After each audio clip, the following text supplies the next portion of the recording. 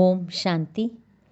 14/7/2025 காலை முரளி. முரளியின் சாரம்.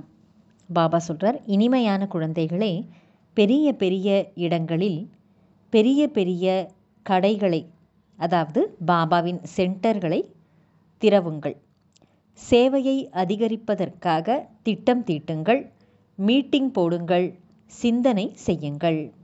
கேள்வி: ஸ்தூலமான அதிசயங்களை பற்றியோ அனைவரும் அறிவார்கள். ஆனால் குழந்தைகளாகிய நீங்கள் மட்டுமே அறிந்துள்ள எல்லாவற்றையும் விட பெரிய அதிசயம் என்ன? பதில்: அனைவருக்கும் சத்கதி அளிக்கும் வள்ளலான தந்தை அவரே வந்து கற்பிக்கிறார் என்பது எல்லாவற்றையும் விட மிகப்பெரிய அதிசயம் ஆகும். இந்த அதிசயமான விஷயத்தை கூறுவதற்காக நீங்கள் அவரவர் கடைகளை, அதாவது சென்டர்களை ஆடம்பரப்படுத்த வேண்டி உள்ளது. ஏனெனில் மனிதர்கள் ஷோவை பார்த்துத்தான், ஆடம்பரம் அல்லது பகட்டை பார்த்துத்தான் வருகிறார்கள். எனவே எல்லாவற்றையும் விட நல்லதான மற்றும் பெரிய கடை தலைநகரத்தில் இருக்க வேண்டும். அப்பொழுதுதான் எல்லோரும் வந்து புரிந்து கொள்ளுவார்கள். பாடல்: இறந்தாலும் உன் வழியே. ஓம் சாந்தி. சிவபகவான் வாக்கு. ருத்ர பகவான் உவாச்ச. ருத்ர பகவான் வாக்கு என்றும் கூட சொல்லப்படுகிறது. ஏனெனில் சிவமாலை என்று பாடப்படுவதில்லை. எந்த மனிதர்கள் பக்தி மார்க்கத்தில் நிறைய மாலையை உருட்டுகிறார்களோ அதற்கு ருத்ரமாலை என்று பெயர் வைக்கப்பட்டுள்ளது. விஷயம் ஒன்றே ஒன்றுதான். ஆனால் மிகச் சரியான விதத்தில் சிவபாபா கற்பிக்கிறார். அந்த பெயர்தான் இருக்க வேண்டும். ஆனால் ருத்ரமாலை என்ற பெயர் இருந்து வருகிறது. எனவே அதையும் புரிய வைக்க வேண்டி உள்ளது. சிவன் மற்றும் ருத்ரருக்கிடையே எந்த வித்தியாசமும் இல்லை. நாம் நல்ல முறையில் புருஷார்த்தம் செய்து மாலையில் நெருக்கத்தில் வரவேண்டும் என்பது குழந்தைகளின் புத்தியில் உள்ளது. இந்த உதாரணம் கூட கூறப்படுகிறது. எப்படி குழந்தைகள் குறிக்கோள் வரைக்கும் ஓடிப்போய் பிறகு வந்து ஆசிரியருக்கு அருகில் நின்று விடுகிறார்கள். நாம் 84 பிறவியின் சக்கரத்தை சுற்றி வந்தோம் என்று குழந்தைகளாகிய நீங்களும் அறிவீர்கள். இப்பொழுது முதலில் அந்த மாலையில் கோர்க்கப்பட வேண்டும். அது மாணவர்களின் ஓட்டப்பந்தயம். இதுவோ ஆன்மீக ஓட்டப்பந்தயம் ஆகும். அந்த ஓட்டப்பந்தயத்தை நீங்கள் மேற்கொள்ள முடியாது. இதுவோ ஆத்மாக்களின் விஷயமாக இருக்கிறது. ஆத்மாவோ முதுமையானதாக, இளமையானதாக அல்லது சிறியதாகவோ பெரியதாகவோ ஆவதில்லை. ஆத்மா ஒன்றே ஒன்றுதான். ஆத்மாதான் தனது தந்தையை நினைக்க வேண்டியுள்ளது. இதில் எந்த ஒரு கடினமான விஷயமும் இல்லை. படிப்பிலே தளர்ச்சி உடையவர்களாக இருந்தாலும் பரவாயில்லை. ஆனால் இதில் என்ன கஷ்டம் உள்ளது? எதுவுமே இல்லை. அனைத்து ஆத்மாக்களும் சகோதர சகோதரர்கள் ஆவார்கள். அந்த ஓட்டத்தில் இளைஞர்கள் வேகமாக ஓடுவார்கள். இங்கோ அந்த விஷயமெல்லாம் கிடையாது. குழந்தைகளாகிய உங்களுடைய ஓட்டமானது ருத்ர மாலையில் கோர்க்கப்படுவதாகும். ஆத்மாக்களாகிய நம்முடையதும் விருட்சம் உள்ளது, நம்முடைய மரமும் உள்ளது என்பது புத்தியில் இருக்கிறது. அது சிவபாபாவினுடைய அனைத்து மனிதர்களின் மாலை ஆகும். அப்படியின்றி 108 பேரின் அல்லது 16,108 பேரின் மாலைகள் மட்டுமே உள்ளது என்பது அல்ல. யாரெல்லாம் மனிதர்கள் இருக்கிறார்களோ அவர்கள் அனைவருடைய மாலையாகும்.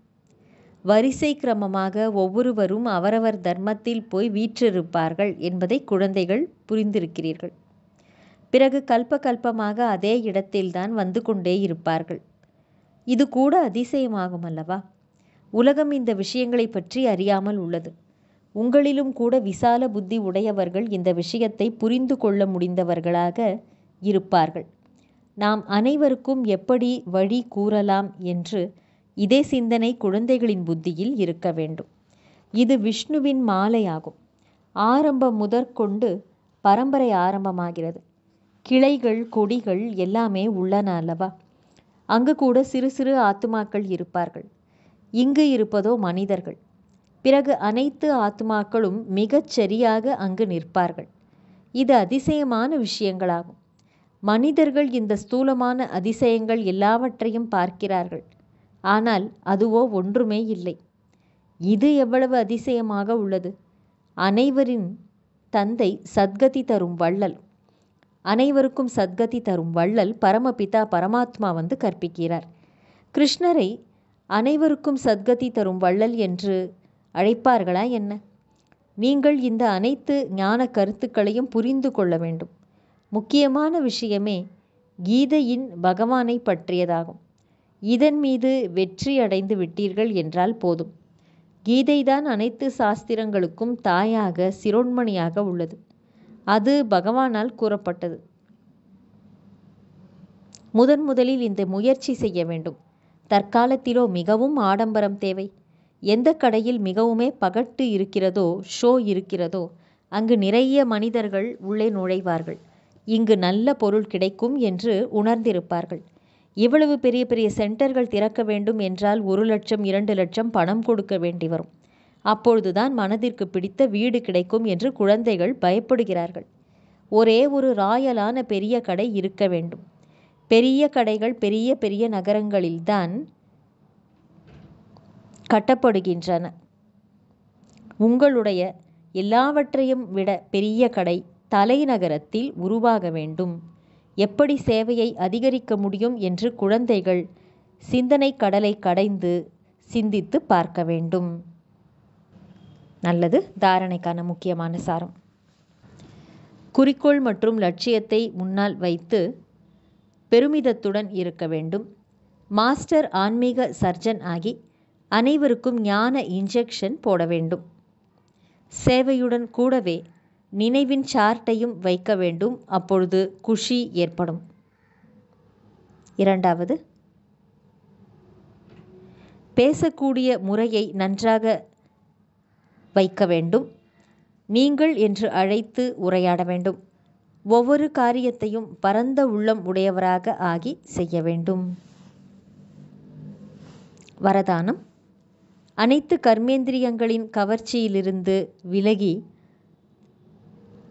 தாமரை மலருக்கு சமமாக இருக்கக்கூடிய தெய்வீக புத்தி மற்றும் தெய்வீக பார்வை பெற்ற வரதானி ஆகுக.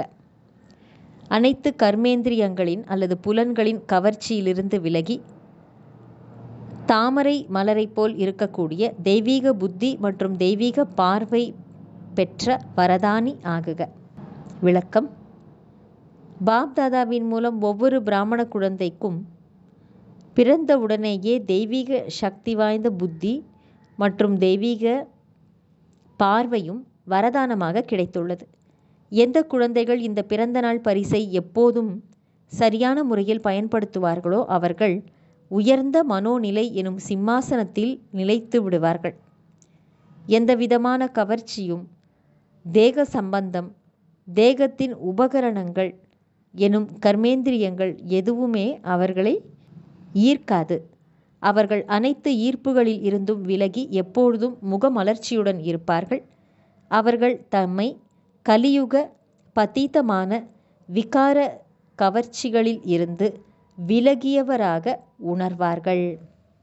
ஸ்லோகன்: எப்போது எங்குமே ஆசையற்ற நிலை இருக்குமோ அப்பொழுதே சக்தி சொரூபம் வெளிப்படும். நல்லது. இனிமையிலும் இனிமையான, வெகு காலம் கழித்து காணாமல் போய் மீண்டும் தேடி கண்டெடுக்கப்பட்டுள்ள செல்லமான குழந்தைகளுக்கு தாயும் தந்தையுமான பாப்தாதாவின் அன்பான நினைவுகள் மற்றும் காலை வணக்கம். ஆன்மீக குழந்தைகளுக்கு ஆன்மீக தந்தையின் நமஸ்காரம். ஆன்மீக தந்தைக்கு ஆன்மீக குழந்தைகளின் நமஸ்காரம். அவ்யக்த சமிக்கை: எண்ணங்களின் சக்தியை சேமித்து கொண்டு சிரேஷ்டமான சேவை செய்வதற்கு கருவியாகுங்கள். தனது உயர்ந்த எண்ணங்களின் சக்தியின் மூலம் பிற ஆத்மாக்களின் மனதில் பாய்ந்தோடும் வீணான எண்ணங்களின் வெள்ளப்பெருக்கினை சிறிது நேரத்திலேயே விளக்கி காட்டுங்கள். வீணான எண்ணங்களை சுத்தமான எண்ணங்களாக மாற்றி அமைத்து விடுங்கள். ஓரிடத்தில் இருந்தபடியே அநேக ஆத்மாக்களின் மீது தனது உயர்ந்த எண்ணங்கள் என்ற தெய்வீகமான பார்வையை பரவவிடுங்கள். நல்லது. ஓம் சாந்தி.